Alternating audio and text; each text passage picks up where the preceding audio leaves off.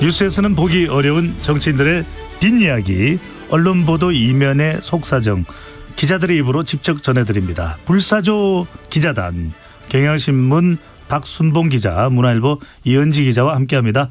두 분 어서 오세요. 안녕하세요. 네, 제가 박순봉 기자는 잘 알고 있고 이은지 기자는 우리가 처음인가요? 네, 처음 방송하는 겁니다. 근데 워낙 잘 알려지신 분이라 방송으로 많이 뵀었습니다. 네, 어떻게 뭐 호감이 좀 가나요? 어떤가요? 아유, 네, 그럼요. 호감이 형이시네. 네. 앞으로 방송 잘 부탁드립니다. 표정을 억지로 짓는 건 아니죠? 네. 제가 원래 영혼 없다는 소리를 잘 들어서. 네. 자, 박순봉 기자는 뭐 저와 워낙 잘 아는 사이고 그죠? 봉바로봉 박순봉. 네. 알겠습니다. 아, 이거 자, 방송에서 하시는 거는 네.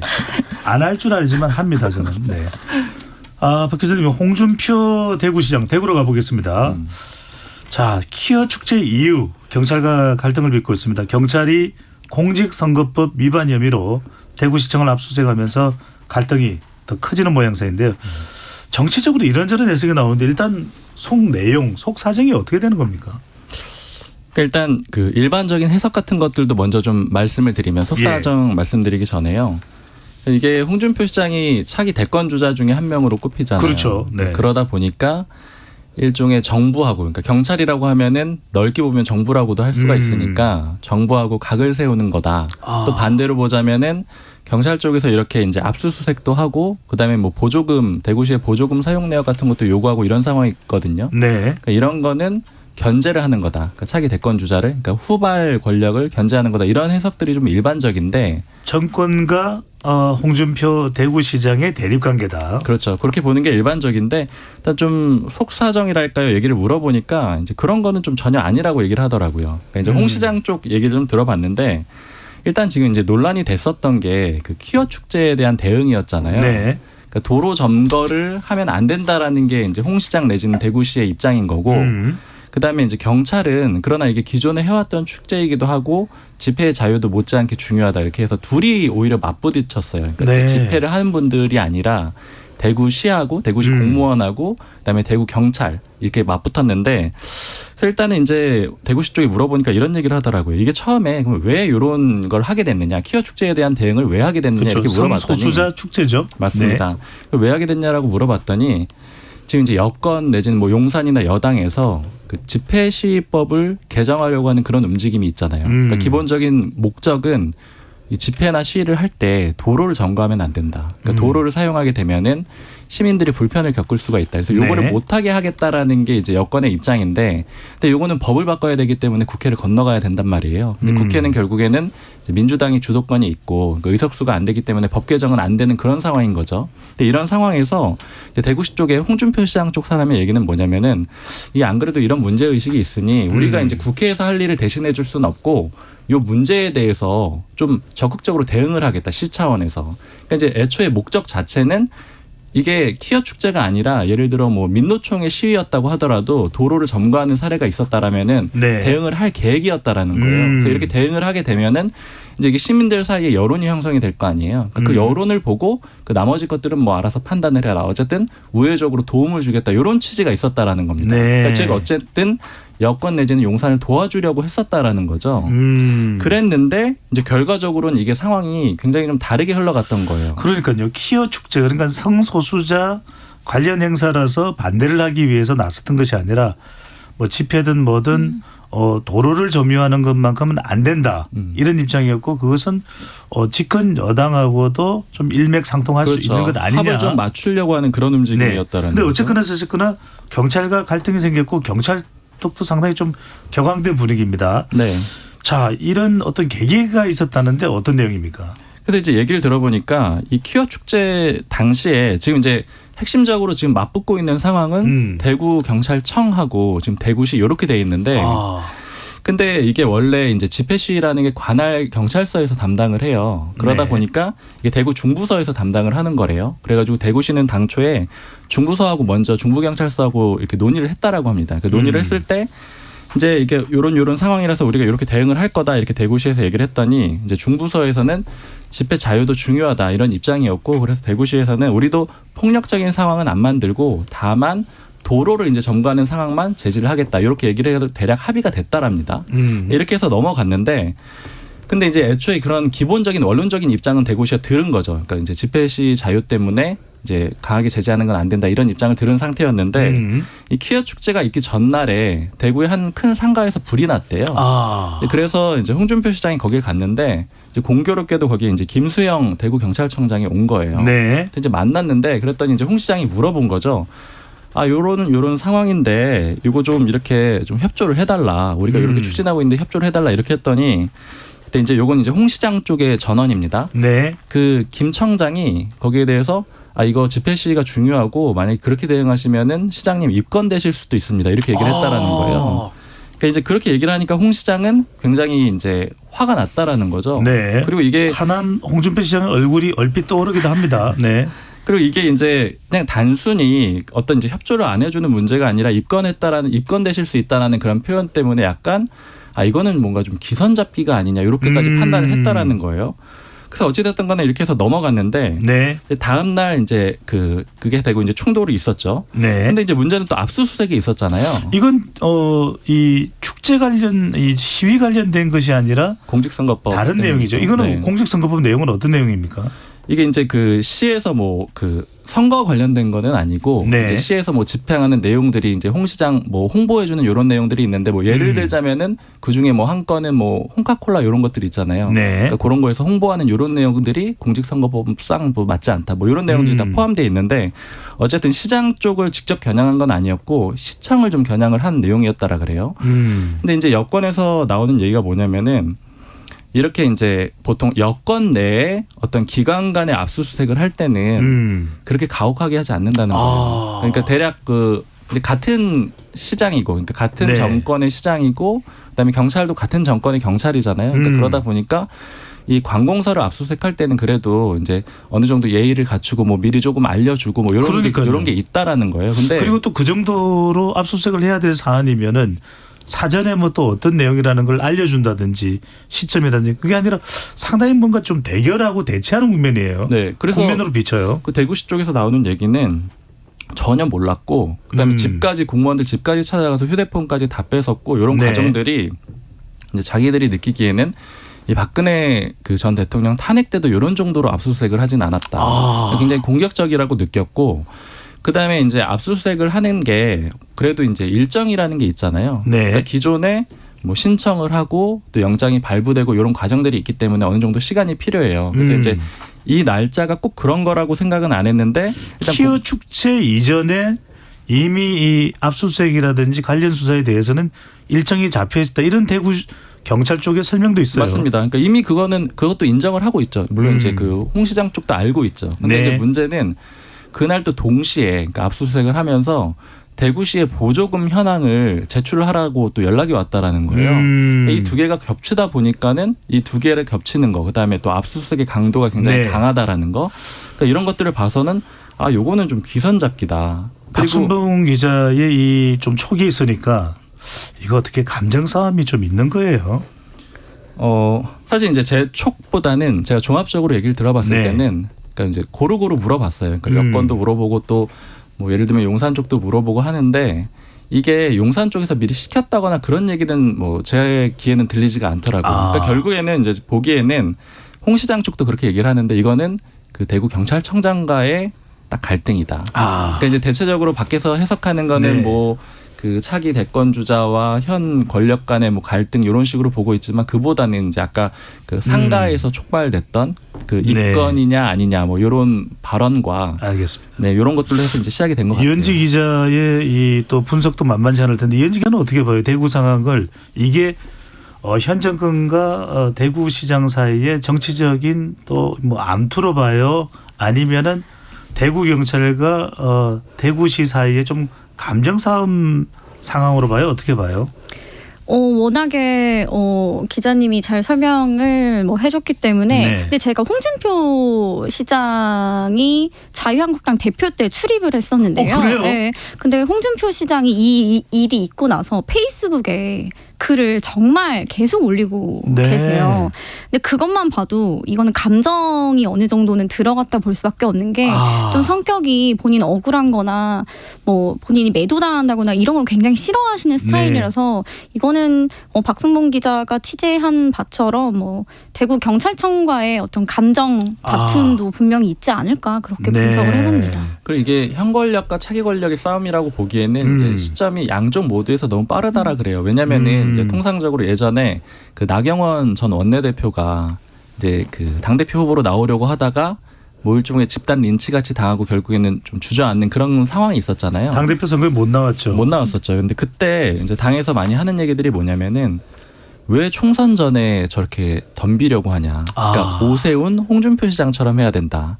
그러니까 나서지 말아야 되고 총선 네. 이후까지 기다려야 된다라고 하는데 아직 시점이 좀 안 됐다라는 거죠. 자, 국민의힘 쪽에 홍카콜라 홍준표 시장이 있다면 자 자유한국당 출입했었던 이현식 기자가 이번에는 민주당으로 가봅니다.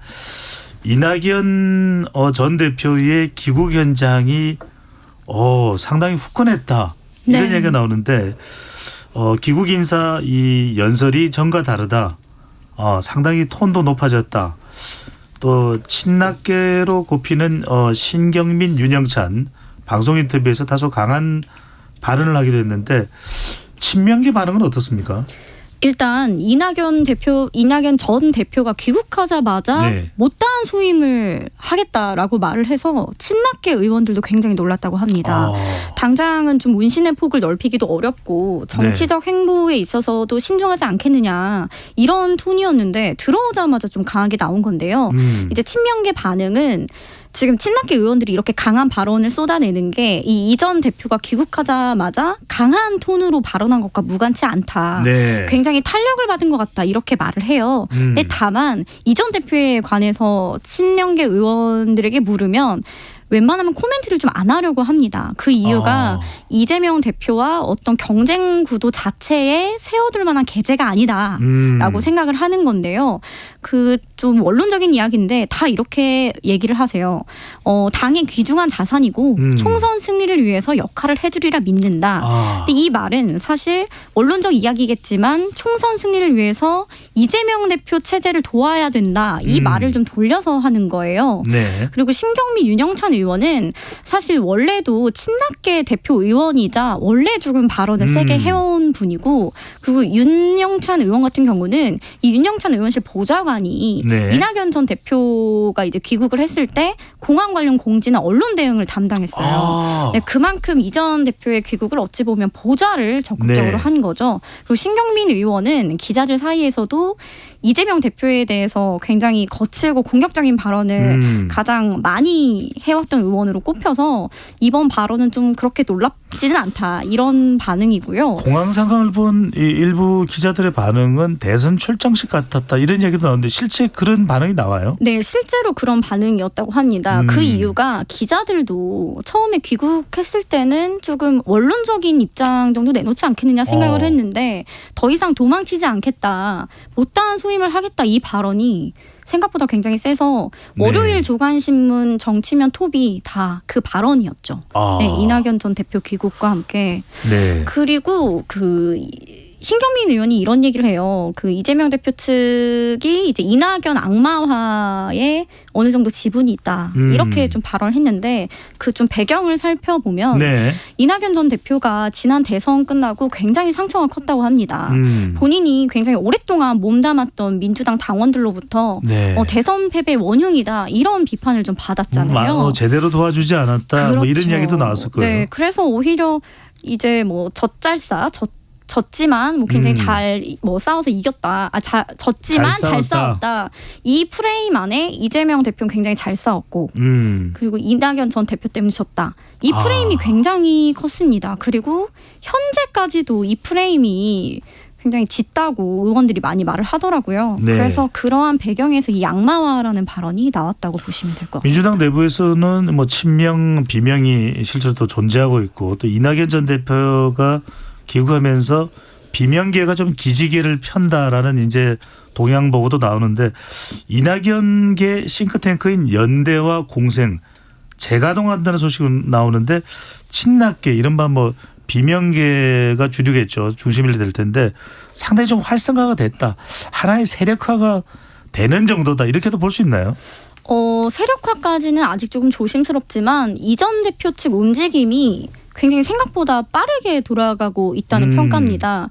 이 전 대표가 24일에 귀국을 했죠. 네. 하루 만인 25일에 종로구 자택 인근에서 친낙계 의원들을 불러서 만납니다. 그래서 본인의 역할론에 대해서 이야기를 주고받았다고 하고요. 본인의 지역구가 이제 종로잖아요. 여기 자택 인근에 사무실도 마련했다고 합니다.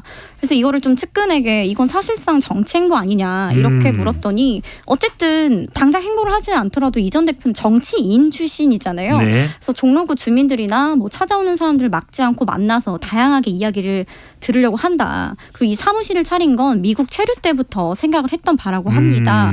그리고 이제 말씀하셨던 싱크탱크 연대와 공생은 네. 다음 달에 서울에서 뭐 토론회 내지는 포럼을 열 계획이라고 해요. 그래서 당연히 이낙연 전 대표도 참여하는 행사고 뭐 민주당 발전 방향이나 정치 현안도 폭넓게 논의할 예정이라고 합니다. 네. 그래서 이 부분에 대해서도 정치권에서는 누가 봐도 차기 민주당 리더십을 겨냥한 행보가 아니냐 이렇게 보고 있는데 친낙계에서도 이걸 너무 정치적 행보는 봐달라고 봐주지 말아라. 부각되는 것에 대한 부담도 있겠네요. 왜냐하면 긴장이나 다툼을 유발하는 또 그 근원이 되면 앞으로 정치 생명이나 정치 행보에도 좋지 않을 거라는 걸 친낙계도 아는 거예요. 네. 박순봉 기자한테도 잠깐 여쭤보죠. 그 박순봉 기자는 어떻게 봐요? 이게 치열한 이재명 대표 대 이낙연 전 대표의 대결 구도로 갈까요? 아니면은 뭐 총선이 끝나고 난 이후에 이낙연 전 대표는 뭔가 정치적 공간을 확보하는 그런 좀 자맹을 하는 형태가 될까요? 어떻게 될까요?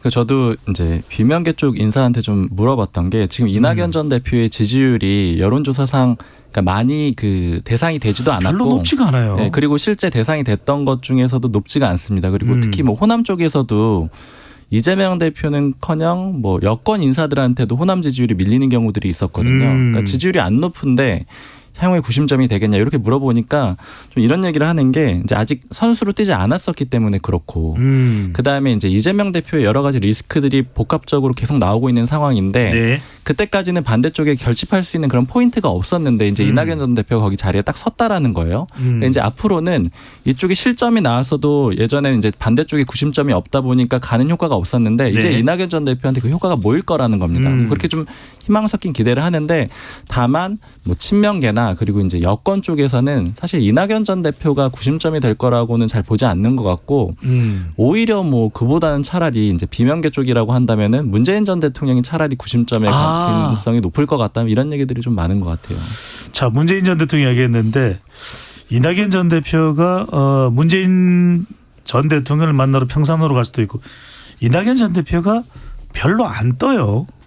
떨려고 하려면 어떻게 돼야 되고 정치적으로 더 부상을 하려면 현장에서 취재하는 기자 입장에서 볼 때는 뭘 해야 된다고 봐요? 일단은 가장 중요한 점이 개딸뿐만 아니라 기존의 오래된 당원들조차도 지난 대선 패배 책임을 이낙연 전 대표에게 크게 지우고 있고 심지어 호남에서조차 이 전 대표에 대한 좀 여론이 좋지 않아요. 대장동을 거론하고 이런 부분이 그렇죠. 예. 그래서 이거는 이미 지난 대선에서 어떻게 보면은 당을 좀 해하는 행위를 했다. 그래서 이 여론이 좀 쉽게 올라오지 않을 걸로 보이는데요. 이제 다만 내년 총선을 앞두고 이낙연 전 대표가 어떤 역할을 할 수 있을 것인가 이걸 봤을 때 지금 좀 주목할 만한 점이 이 연대와 공생에서 활동하는 원외 인사들이 또 차기 총선을 준비 중이에요. 네. 그 구심점은 또 될 수 있다는 분석이 나오는데요. 대표적으로 이제 연대와 공생 운영위원장을 맡고 있는 남평우 전 국무총리실 민정실장이 강선우 의원 지역구죠. 강서갑 출마를 준비 중입니다. 남평우라면은 이낙연 전 대표 측근이네요. 그렇죠. 네. 네. 그래서 내년 총선 출마를 앞두고 이제 친낙계 주변 인사들은 이제 정치를 본인이 하고 총선에서 이기려면 구심점이 필요하잖아요. 네. 그러기 위해서라도 친낙계의 세를 더 불리는 게 유리하기 때문에 그런 정치공학적 측면도 있다고 보시면 될 것 같습니다. 자, 이낙연 전 대표의 영향력 과연 어떤 방향으로 향하게 될지도 앞으로 좀 더 지켜보도록 하고요.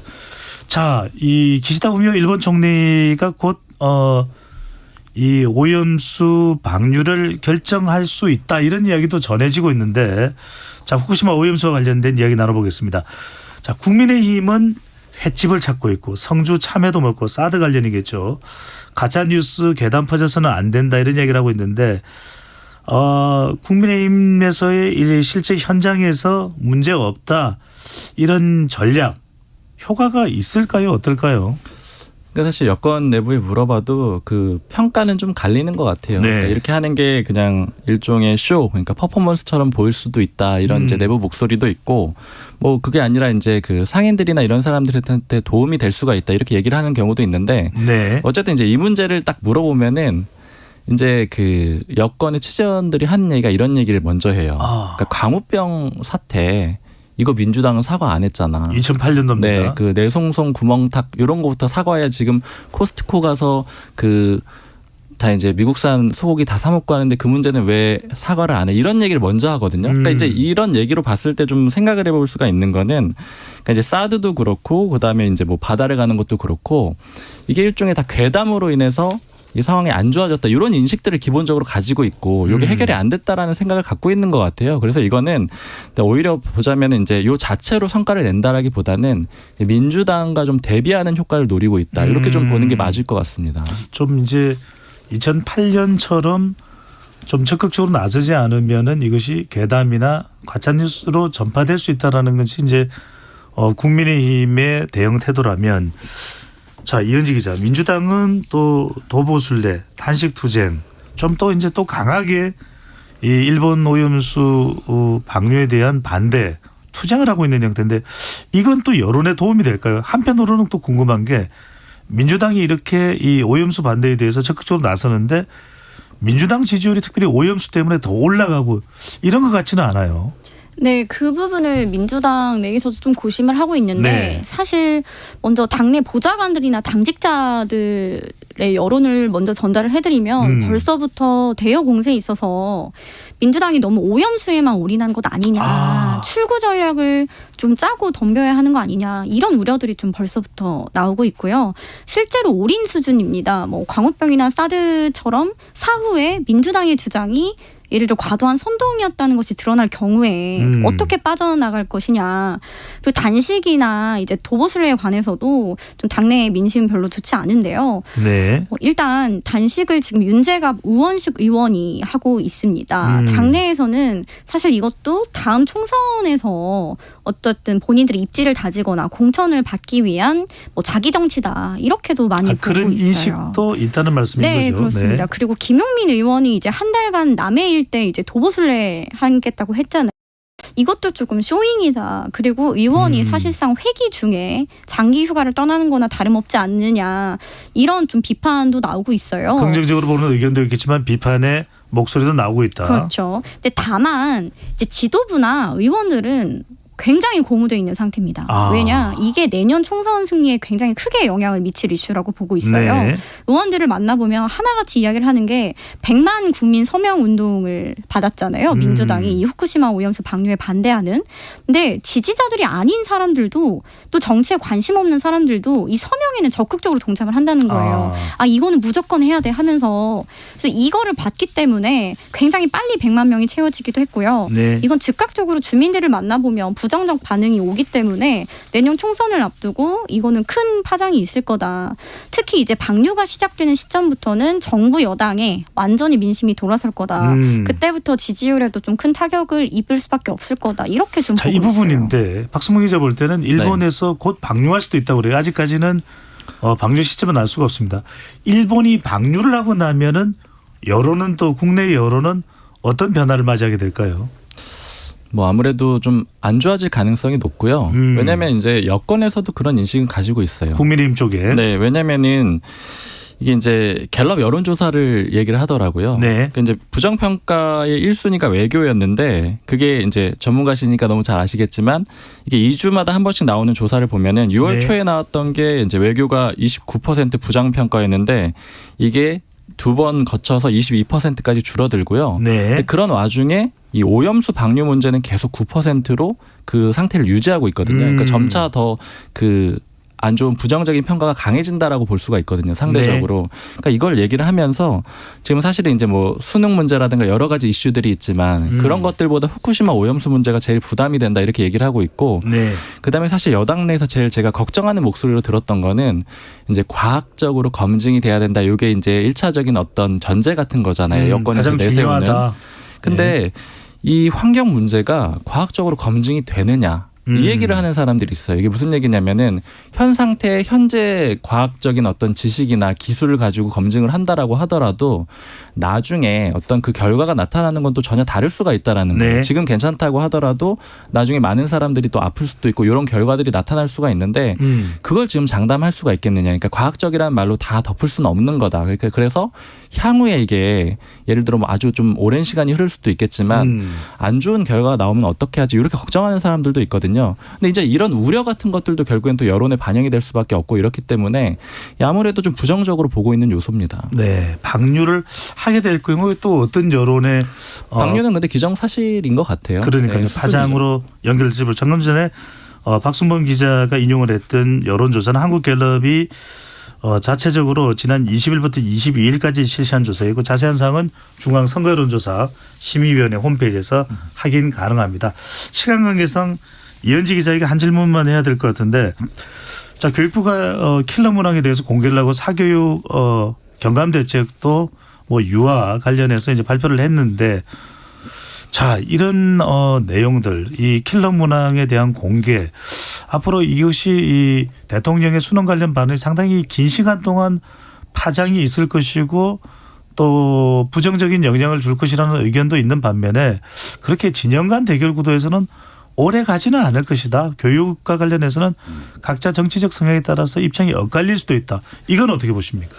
일단 저는 민주당 입장을 말씀을 드리면 네. 이게 지금 정치적인 대결 구도로 흐르고 있는데 네. 민주당이 일단 지적하는 것은 설사 이 킬러 문항 배제가 좋은 정책이라 할지라도 이건 보통 수능이라는 것은 굉장히 중요한 이벤트잖아요. 네. 이걸 예를 들어 3년이라는 시간을 두고 뭐 발표를 해야 되는데 당장 올해 수능부터 지금 적용을 하겠다는 거잖아요.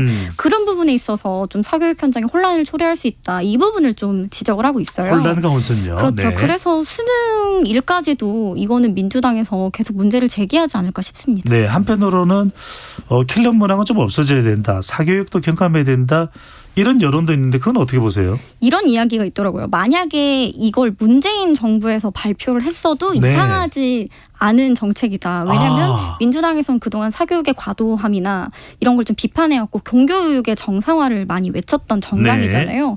다만 그래서 민주당도 조금 딜레마가 있는데 일단은 너무 빠르다. 3개월 뒤인 수능에 이걸 당장 적용하는 건 맞지 않다. 이렇게 좀 비판을 하고 있습니다. 네, 시간 관계상 우리 박순봉 기자 의견을 조금 들어보고 싶긴 한데 다음번에 더 구체적으로 네. 자, 할 이야기가 있으면 좀 더 들어보도록 하겠습니다. 두 분 말씀 오늘 여기까지 듣겠습니다. 수고하셨습니다. 감사합니다. 고맙습니다.